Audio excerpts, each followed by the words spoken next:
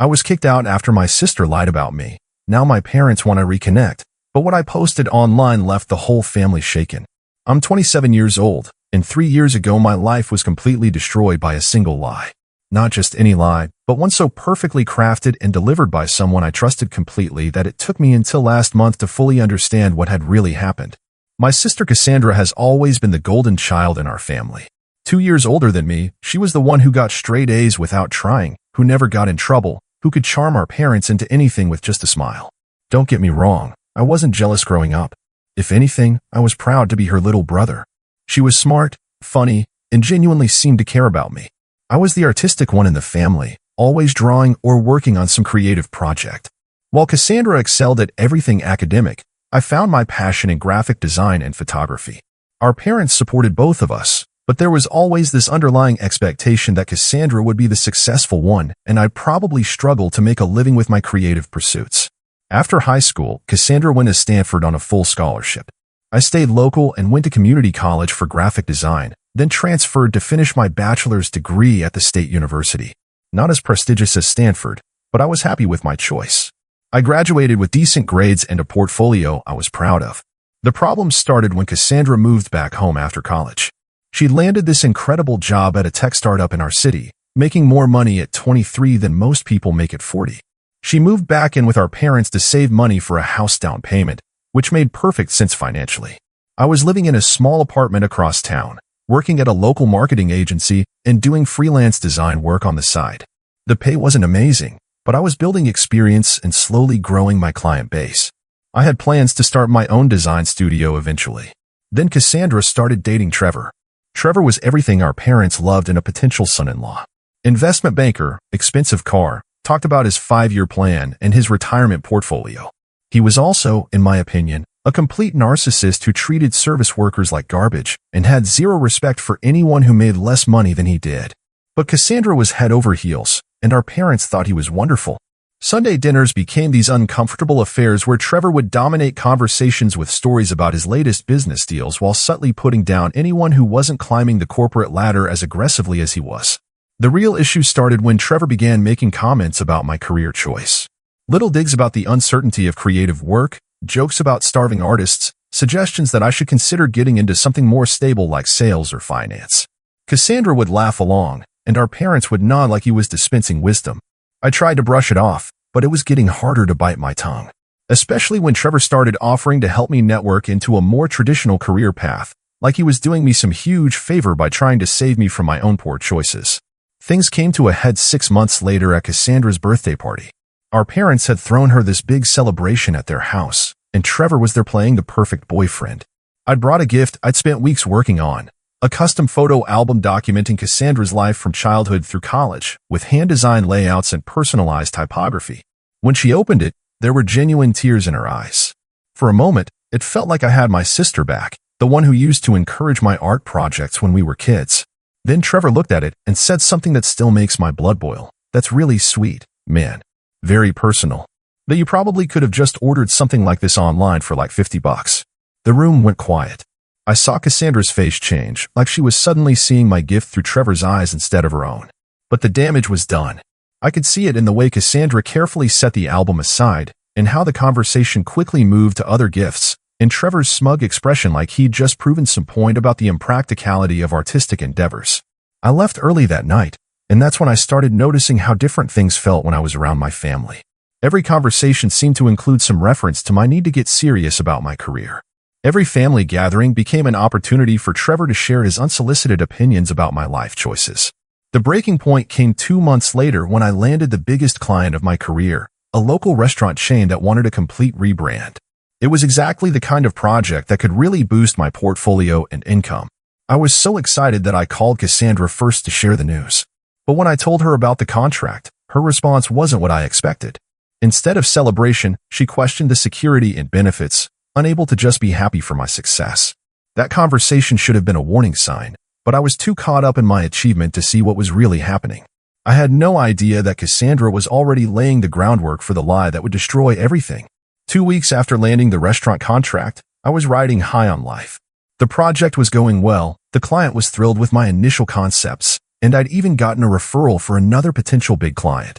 For the first time since college, I felt like my career was really taking off. Then I got the call from Dad. "Son, we need to talk," he said, his voice serious in a way that immediately put me on edge. "Can you come over tonight?" Something in his tone made my stomach twist. When I arrived at my parents' house that evening, the atmosphere was tense. Mom and Dad were sitting in the living room looking like they were preparing for the most uncomfortable conversation of their lives. Cassandra was there too, sitting on the couch with her hands folded in her lap, not making eye contact with me. "Sit down," Dad said, gesturing to the chair across from them. I sat, my heart racing. "What's going on?" Mom and Dad exchanged one of their married couple looks before Dad cleared his throat. "We've heard some concerning things about your behavior lately," he said carefully. "My behavior?" I looked between them, completely confused. "What are you talking about?" That's when Cassandra finally looked up at me, her eyes red like she'd been crying. "I told them about what happened at the coffee shop," she said quietly. I stared at her, my mind racing. "Coffee shop?" I had no idea what she was referring to. "What coffee shop?" I asked. "Don't pretend you don't remember," she said, her voice shaking slightly. "Last Tuesday, when you followed me there and started yelling at me about Trevor." I felt like I was losing my mind. "Cassandra, I have no idea what you're talking about. I wasn't at any coffee shop last Tuesday." She looked at our parents with this expression of hurt and frustration, like I was lying right to their faces. "He's doing it again," she said to them. "This is exactly what I was talking about. He gets so angry that he blocks it out afterward." Blocks it out? I was starting to feel like I was in some kind of alternate reality. I pulled out my phone and checked my calendar for the previous Tuesday. At 3 p.m., I'd been in a client meeting that lasted until 5. "Look," I said, showing them my phone. "I was in a meeting with the restaurant chain from 2 to 5. I have emails and notes from that entire afternoon." Dad frowned. "Cassandra, you said this happened at 3 in the afternoon?" She nodded emphatically. "I remember exactly because I was supposed to meet Jenny at 3:30, and I was early. But if Connor was in a meeting," Mom started. "He's lying about the meeting," Cassandra interrupted. "Or he moved it." I know what I saw. The room went silent. I could see my parents trying to process this, trying to figure out who was telling the truth. The fact that they were even considering that I might be lying was devastating. "There were witnesses," Cassandra continued. "Other people in the coffee shop saw the whole thing. Jenny arrived right in the middle of it. She was so convincing, so detailed in her account, that for a moment I actually started questioning my own memory. But no, I remembered that Tuesday clearly. I'd been excited about the client meeting, nervous about presenting my latest concepts. "Can we call Jenny?" I asked. "If she was there, she can confirm what happened." Cassandra's expression shifted slightly. "She doesn't want to get involved. The whole thing was really traumatic for her." That's when she started crying. Real tears, not the fake kind she used to get out of trouble when we were kids. "This is exactly what I'm talking about," she sobbed. "He gets so angry, and then he denies it ever happened. It's been getting worse since Trevor and I got engaged." Mom immediately went to comfort her, shooting me a look that clearly said I was the problem here. "Son," Dad said slowly, "Cassandra also told us about some other incidents. Times when you've said inappropriate things about Trevor, made threats." "Threats?" I nearly shouted. "What threats? When have I ever threatened anyone?" "You said you wished something bad would happen to him," Cassandra said through her tears. "You said he didn't deserve me and that you hoped he'd just disappear from our lives." I felt like I was trapped in some kind of nightmare. None of this had happened. Not the coffee shop confrontation, not any threats, none of it. She turned to our parents with this pleading expression. I didn't want to say anything because I was hoping it would get better, but I'm actually afraid of him now. The way he looks at Trevor, the things he says when he thinks no one is listening. I stared at my sister, this person I looked up to my entire life, and realized she was systematically destroying my relationship with our parents with lies I couldn't disprove. Every word was a knife. Not just because she was lying, but because she was taking real conversations we'd had, real concerns I'd expressed about Trevor's attitude, and twisting them into evidence of some kind of mental breakdown. "I think," Dad said carefully, "that you should consider getting some help. Maybe talking to someone about these anger issues. The fact that you're denying everything just proves Cassandra's point," Mom said gently. "Sweetheart, we love you, but this behavior has to stop." I looked around the room at my family, these people who had known me for 27 years, and saw that they had already made up their minds. "What exactly are you asking me to do?" I said. "We think you should stay away from Cassandra and Trevor for a while," Dad said. "At least until you get some professional help. Stay away from my own sister, my own family." "And if I refuse?" The silence stretched on for a long moment before Mom answered. "Then maybe you shouldn't come around here anymore until you're ready to take responsibility for your actions." I walked out of that house knowing that everything had changed, but not understanding the full scope of what Cassandra had done. The next 6 months were the loneliest of my life. I threw myself into work, taking on every project I could find and building my business with a single-minded focus that probably wasn't healthy. But it was better than thinking about the fact that my entire family had cut me off based on lies I couldn't prove. Cassandra and Trevor got married in a ceremony I wasn't invited to. I found out about it from social media, seeing photos of my parents walking her down the aisle together, all of them smiling like nothing had happened, like I had never existed. I tried reaching out a few times. I sent Mom a card on her birthday, called Dad on his. The conversations were stilted and brief, full of careful politeness that made it clear nothing had changed. They still believed Cassandra's version of events, and until I was ready to admit I had a problem and get help, I wasn't welcome back. The irony was that I actually did start seeing a therapist, not because I believed Cassandra's accusations, but because I needed someone to help me process what had happened. Dr. Martinez was this calm, methodical woman who helped me work through the trauma of losing my family and the constant self-doubt that came with being accused of things I knew I hadn't done. Gaslighting, she called it. When someone systematically makes you question your own memory and perception of reality. It was validating to have a name for what Cassandra had done, but it didn't solve the fundamental problem. I still had no way to prove my innocence to my parents. Then, about 8 months after the confrontation, I got an unexpected call from Jenny Walsh, Cassandra's college friend. The same Jenny who had supposedly witnessed my coffee shop meltdown. "Hi, is this Connor?" she said when I answered. We arranged to meet at a diner across town. Jenny looked nervous when she arrived, constantly checking her phone and glancing around like she was worried about being seen. "I don't really know how to say this," she began after we'd ordered coffee, "but I think Cassandra has been lying about you." My heart started racing. "What do you mean?" "That thing at the coffee shop. The one where you supposedly yelled at her?" "I wasn't there. I mean, I was supposed to meet her, but she canceled last minute. Said something came up." I stared at her, afraid to hope. "Are you sure?" "Positive. I remember because I was annoyed that she canceled after I'd already driven downtown. But then later, she told people I'd witnessed this whole scene with you, and I didn't know what to say. Why didn't you correct her?" Jenny looked uncomfortable. "Because she's married to Trevor now, and Trevor's company does business with my husband's firm. I didn't want to cause problems." Of course. Even Jenny's willingness to tell the truth was limited by Trevor's sphere of influence. "But that's not the only thing," she continued. "Last week, I was at their house for a dinner party, and I overheard Cassandra talking to another friend about you. She was laughing about how easy it was to convince your parents that you were unstable." My blood went cold. She was laughing? She said something like, "Connor always was too trusting. He never saw it coming." And then she talked about how much better family gatherings are now that you're not around to cause drama. "There's more," Jenny said quietly. "She's been telling people at work that you've been stalking her. Showing up at her office, sending threatening messages. I know it's not true because I've seen her actual messages, and there's nothing from you."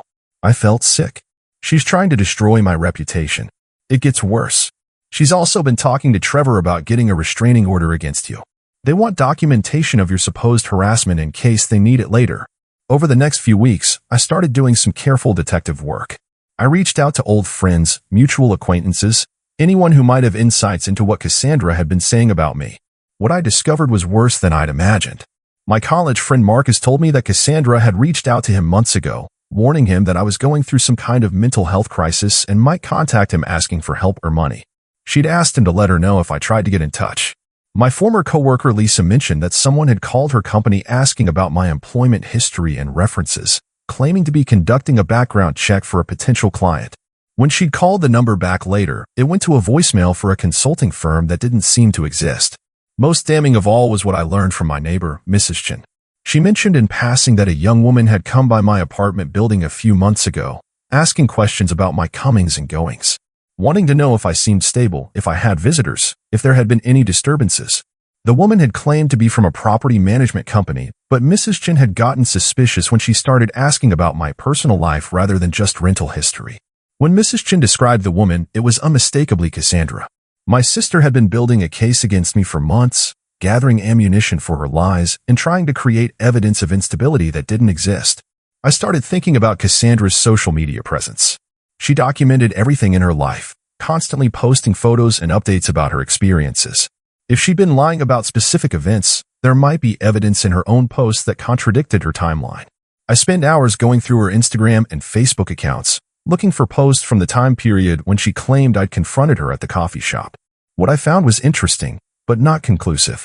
On the Tuesday in question, she'd posted a selfie from her office at 2:45 p.m. with the caption "Crushing this presentation. Thank goodness for coffee breaks." Then nothing until 6:30 p.m., when she posted a photo of dinner with Trevor. No mention of meeting Jenny for coffee. No indication that anything traumatic had happened. Then I had an idea that felt slightly crazy but might actually work. I created a fake social media account and started following some of her friends and coworkers, looking for conversations or posts that might reveal inconsistencies in her story. It took 3 weeks, but I finally found what I was looking for. Hidden in the comments of a mutual friend's post about workplace stress, Cassandra had written something that made my blood run cold. Some people are just too naive to see when they're being played. My brother still has no idea why the family turned against him. Makes me almost feel bad for how easy it was. She'd posted it late at night, probably after having too much wine, and deleted it the next morning. But I'd taken screenshots before it disappeared. It wasn't a full confession, but it was close enough. Combined with Jenny's testimony and all the other circumstantial evidence I'd gathered, it painted a clear picture of deliberate manipulation. I was going to make this public. The decision to go public wasn't one I made lightly. For weeks, I stared at that screenshot of Cassandra's deleted comment, knowing it was the smoking gun I needed but unsure how to use it effectively. Dr. Martinez helped me work through the ethical implications during our sessions. Your goal shouldn't be revenge, she reminded me. It should be truth and healing. I spent 2 weeks crafting a detailed post that laid out everything that had happened. Not just the accusations and the evidence I'd found, but the emotional impact of being cut off from my family based on lies. I included screenshots of the social media evidence, testimonies from people like Jenny with their permission and names redacted, and a timeline that showed the inconsistencies in Cassandra's story. I published it on a Wednesday morning on my personal blog, then shared it across my social media accounts. Within hours, it had been shared dozens of times by friends and former colleagues who'd heard Cassandra's version of events and were shocked to learn the truth. By evening, it had gone viral in our local community. People were tagging Cassandra and Trevor, sharing their own stories of similar family manipulation, and discussing the psychology of gaslighting in families. The response was overwhelming. Messages of support poured in from people I hadn't spoken to in years. Former clients reached out to offer work and express their disbelief at the accusations against me. But the message that mattered most came from my cousin Adrian, who lived across the country and had stayed neutral during the family drama. "I sent your post to your parents," he wrote. "They need to see this." The confrontation I'd been avoiding for over a year happened the next evening. Mom called first, her voice shaky with emotion. "Connor, we need to talk. All of us. Can you come over tonight?" When I arrived at my parents' house, the atmosphere was completely different from that terrible night when they'd first confronted me. Mom had clearly been crying, and Dad looked like he'd aged 5 years in the past 24 hours. Cassandra was there too, sitting rigidly on the couch with Trevor beside her, both of them looking like they were preparing for battle. "We read your post," Dad said without preamble. "All of it." I nodded, not trusting myself to speak yet. "Is it true?" Mom asked quietly. "All of it." Before I could answer, Cassandra spoke up. "Of course it's not true. He's manipulating you just like I warned you he would. That whole post is just another example of his instability." But something had changed in the way my parents looked at her. The automatic belief, the immediate sympathy, wasn't there anymore. "Cassandra," Dad said slowly, "we called Jenny Walsh. She confirmed that she wasn't at any coffee shop with you that day." Cassandra's face went pale. "She's lying to protect him. I told you they've been friends since college." "We also talked to Mrs. Chin from Connor's building," Mom continued. "She remembered you coming by asking questions about him. Questions that had nothing to do with any legitimate background check." I watched as Cassandra realized that her carefully constructed narrative was falling apart. Trevor was shooting her worried glances, probably calculating how this would affect his reputation at work. "And this," Dad said, pulling out a printed copy of the screenshot I'd included in my post. "This comment you made about playing your brother and how easy it was to turn the family against him. How do you explain that?" Cassandra stared at the paper for a long moment. I could practically see her mind racing, trying to find an explanation that would salvage the situation. "That's taken out of context," she said finally. "I was talking about something else entirely." "What context would make that comment acceptable?" Mom asked, her voice harder than I'd ever heard it. The room fell silent. For the first time in over a year, Cassandra couldn't come up with a quick answer or deflection. "Why?" I asked quietly. "Why did you do this to me?" She looked at me then, and for just a moment, I saw something that might have been shame in her eyes. But it was quickly replaced by defiance. "Because you were ruining everything," she said. "Every family gathering, every conversation, you were there undermining Trevor and making everyone uncomfortable with your attitude." So you decided to get rid of me. I decided to protect my relationship and my future, she said. Trevor is successful, stable, everything I want in a partner. But you were always there poisoning the well, making our parents doubt him. The casual way she said it, like I was just an obstacle to be cleared rather than her brother, was breathtaking in its cruelty. Trevor, who had been silent through this entire exchange, finally spoke up. Maybe we should all just move past this, he said in his smooth businessman voice. Family drama isn't good for anyone. Move past this. Dad's voice was incredulous. Trevor, she lied to us for over a year. She destroyed our relationship with our son based on complete fabrications.